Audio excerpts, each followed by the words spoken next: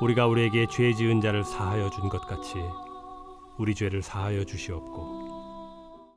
기도하고 말씀 나누겠습니다.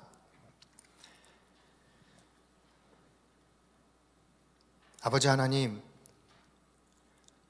주일 오후에 청장년 예배로 아버지 앞에 예배할 수 있도록 은혜 내려주심에 감사드립니다. 이 시간 하나님, 우리 함께하여 주셔서 하나님을 온전히 예배하는 시간 될 수 있도록 은혜 내려 주시옵소서. 그리스도 예수의 보혈로 우리 알게 모르게 지은 죄들 깨끗하게 씻어주시고 다시 한번 그리스도 예수의 옷을 입고 주 앞에 서서 하나님을 아빠 아버지로 고백하며 우리의 삶을 온전히 주님 앞에 드려지는 귀한 시간 될 수 있도록 은혜 내려 주시옵소서. 감사함으로 주님 앞에 예물 드렸습니다. 약속을 의지해서 주님 앞에 예물 드렸습니다. 몸을 드리고 마음을 드리고 시간을 드리며 주 앞에 나왔습니다. 아버지 하나님, 그 마음의 중심을 일일이 연락하여 주시고 흠양하여 주셔서 이 땅에 사는 동안 하나님을 기뻐하며 즐거워하고 감사가 넘치는 삶을 살아갈 수 있도록 은혜 내려 주시옵소서. 시종을 주님께 의탁드리오며 감사하며 예수 그리스도의 이름으로 기도합니다. 아멘. 신년 주일 오후에도 이렇게 예배로 나오신 모든 분들에게 하나님의 은혜와 평강이 함께 하시길 예수님의 이름으로 축원드립니다. 한 성도분이 죄와 의와 심판에 대해서 질문을 주셨습니다. 어디서부터 이 말씀을 드려야 할까 고민하는 가운데 제사함에 대해서 말씀을 나누면 좋겠다 이렇게 생각이 되어서 제사함에 대해서 준비했습니다. 본문을 보면 우리가 우리에게 죄 지은 자를 사하여 준 것 같이 우리의 죄를 사하여 주옵시고 라고 말씀하십니다.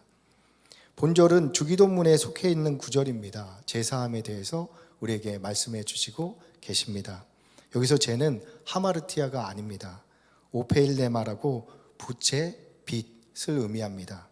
부채와 빚 하면 성경에서 떠오르는 구절이 있습니다. 기사가 있죠.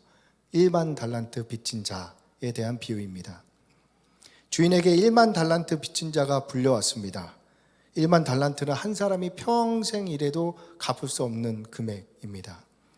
그는 갚을 돈이 없어서 주인에게 은혜를 구했습니다. 주인이 그를 불쌍히 여겨서 그 빚을 탕감해 주었습니다. 문제는 이 종이 나가서 자신에게 100데나리온 빚진 자를 만난 데서 시작됩니다. 그 동료의 목을 잡고 빚을 갚으라 하는 것입니다. 빚진 동료도 갚을 돈이 없어서 그에게 은혜를 구했습니다. 그러나 이 종은 자신의 동료를 옥에 가둔 것입니다. 이에 주인이 그를 불러다가 말씀하십니다. 악한 종아, 내가 빌기에 내 빚을 탕감해 주었거늘 너는 어찌 탕감해 주지 않느냐. 그리고 주인이 이 악한 종을 자신의 동료에게 한 그대로 옥졸에게 내어 주었습니다. 이어서 예수님이 말씀하십니다. 너희가 각각 사람으로부터 형제를 용서하지 아니하면 나의 하늘 아버지도 너희에게 이와 같이 하시리라. 만약 우리가 하나님께 용서받지 못하면 어떠한 일이 벌어지는 것입니까? 더 이상 하나님이 아버지로 의지되지가 않습니다. 세상에 꼭 혼자 된 것 같은 기분을 느끼게 되는 것입니다. 많은 사람들과 함께 있어도 마음이 공허합니다. 작은 문제를 만나도 염려, 불안, 걱정, 근심, 원망이 일어나기 시작합니다. 하나님의 함께 하심이 믿어지지가 않는 것입니다. 이러한 1만 달란트 비유는 베드로가 주님께 형제의 죄를 몇 번이나 용서해야 합니까? 라는 질문에서 주님께서 주신 답입니다. 그렇다면 베드로의 질문에 주님이 주신 답이 무엇입니까? 너희가 평생 갚아도 갚을 수 없는 빚진 자라는 것을 알고 있느냐? 라고 묻는 것입니다. 너희가 심판받아 마땅한 죄인이라는 사실을 알고 있느냐? 묻는 것입니다. 바꾸어 말씀드리면 우리에게 영벌받을 죄로부터 구원받은 은혜의 의식이 너희에게 있느냐? 라고 묻는 것입니다. 우리에게 은혜의 의식이 있다면 우리는 하나님의 말씀에 지배를 받는 천국에서 살게 될 것입니다. 그러면 하나님의 말씀이 우리에게 위로가 됩니다. 하나님의 말씀이 우리에게 능력이 되는 것입니다. 하나님의 말씀으로 우리의 삶이 변화되기 시작합니다. 그것이 천국입니다. 하나님의 말씀이 우리를 지배하는 곳입니다. 그런데 은혜가 아닌 자신의 의로 천국을 이루려 하는 분들도 계십니다. 자신과 남을 비교하게 되죠. 이것이 포도원 비유로 우리에게 설명해 주십니다. 포도원 주인이 일할 품꾼을 찾아 인력시장에 나아갔습니다. 아침 6시에 나아갔더니 품꾼이 있어서 하루 삭슬 한 데나리온으로 정하고 그를 품꾼으로 불렀습니다. 9시, 12시, 3시에도 나갔더니 일꾼들이 있어서 그들을 하루 품삯 한 데나리온으로 그들을 품꾼으로 사용했습니다. 근데 오후 5시입니다. 6시면 일이 끝나거든요. 근데 오후 5시에도 나갔더니 아직도 일을 찾지 못하고 있는 일꾼이 있는 것입니다. 그래서 그에게도 한 데나리온으로 약속을 하고 하루 일꾼으로 그를 포도원으로 집어넣었습니다. 그리고 6시 결단할 때가 찾아왔습니다. 결산할 때가 찾아왔습니다. 주인이 5시에 온 분부터 불러서 1시간 일하는 자에게 결산을 시작합니다. 얼마 주나 봤더니 약속대로 한 데나리온을 주었습니다. 그러자 그보다 일찍 온 자들에게 기대함이 일어났습니다. 나에겐 더 주겠구나. 그런데 주인이 약속대로 한 데나리온을 주었습니다. 이들이 주인에게 원망을 표시합니다. 1시간만 일한 자와 종일토록 수고하고 더위를 견딘 우리가 같은 취급을 받고 있습니다.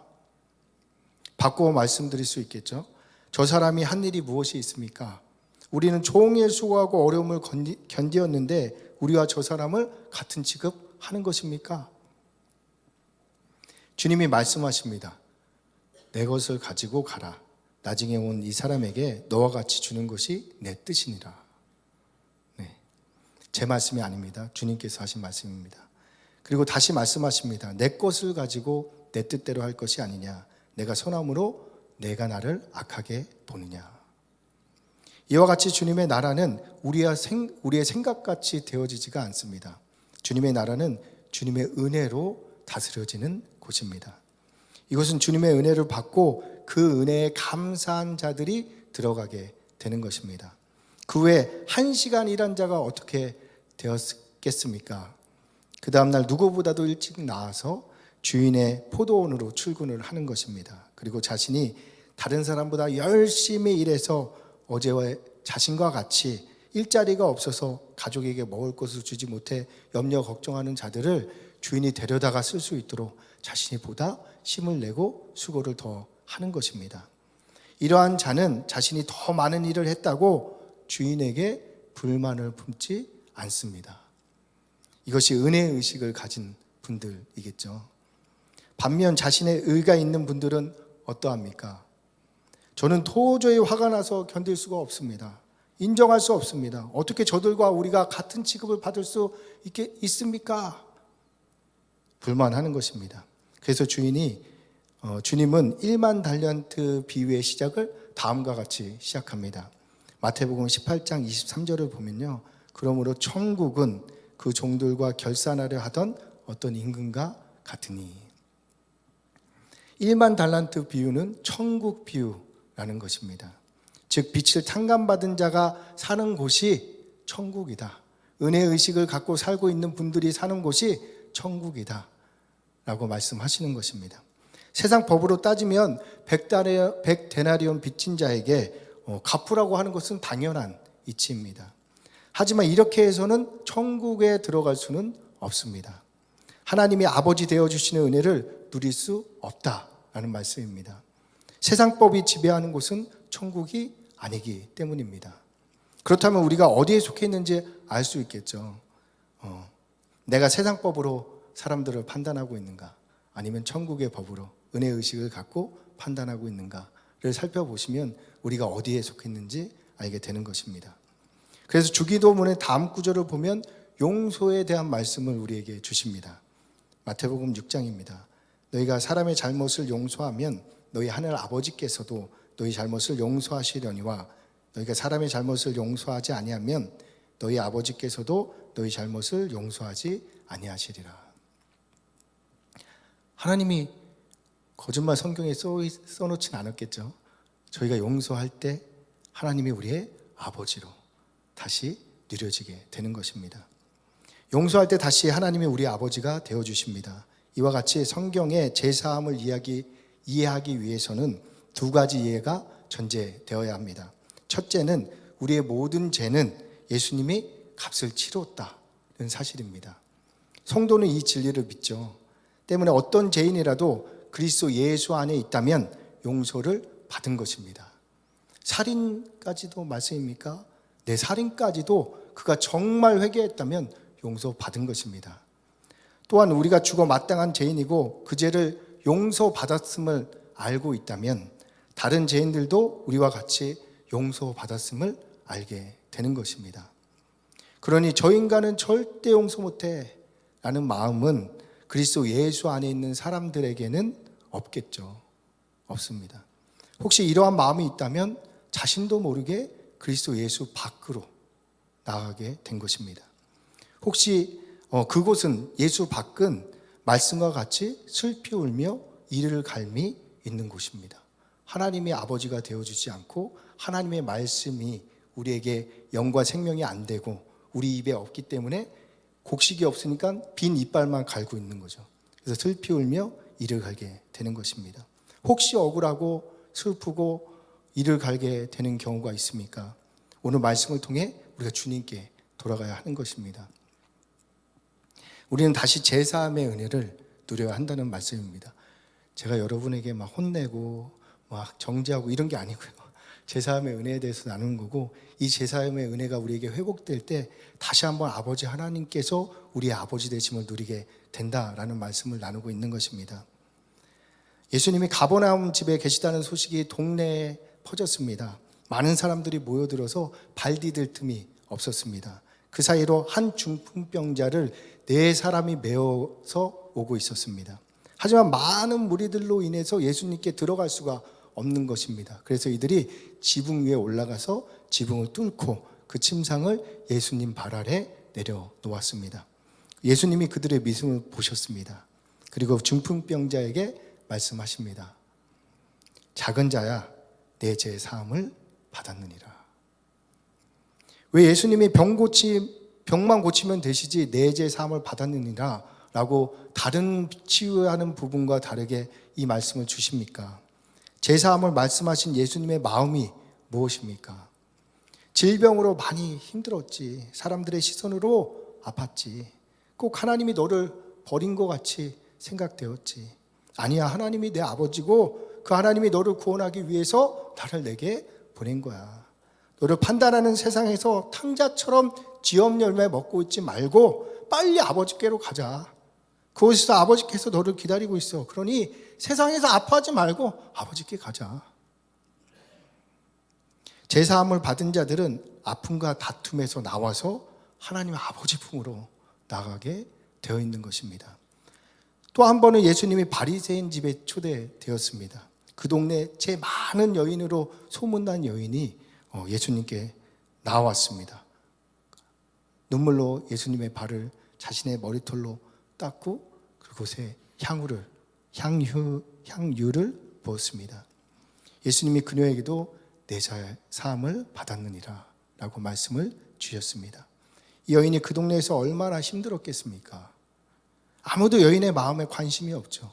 죄 많은 여인에게 누가 관심을 두겠습니까? 그 동네에서 그녀는 죄 많은 여인이었습니다.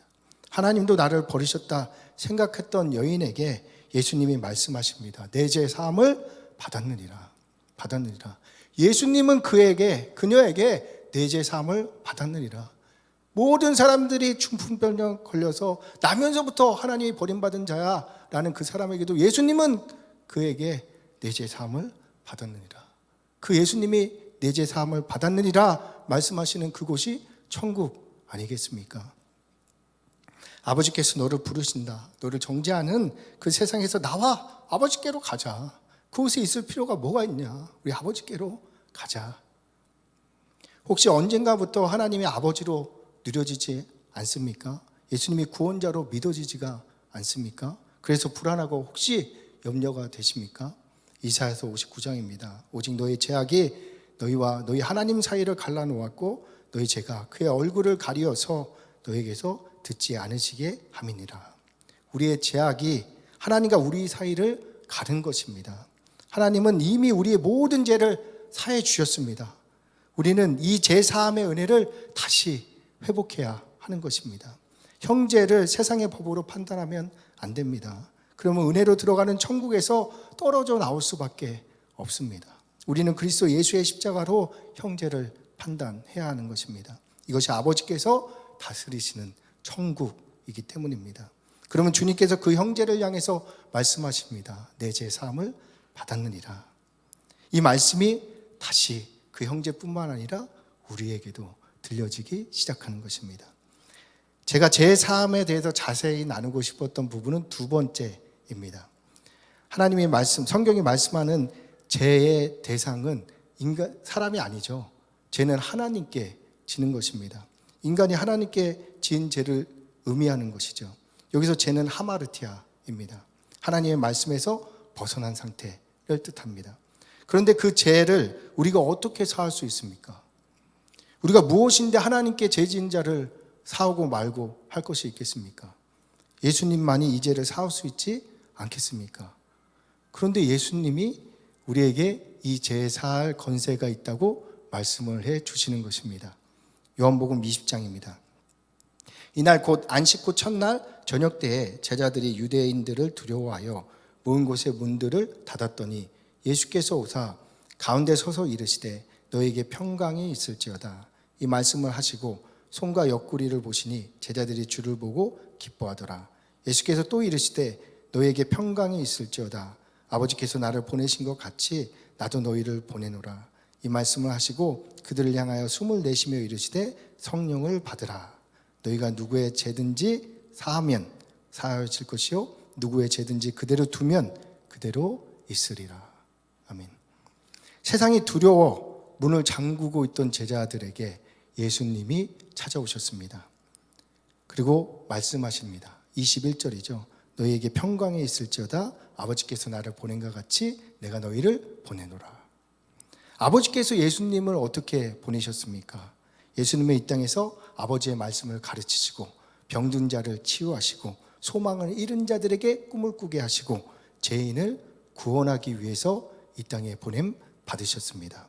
예수님도 이러한 일을 위해서 우리를 보낸다라고 말씀하시는 것이죠.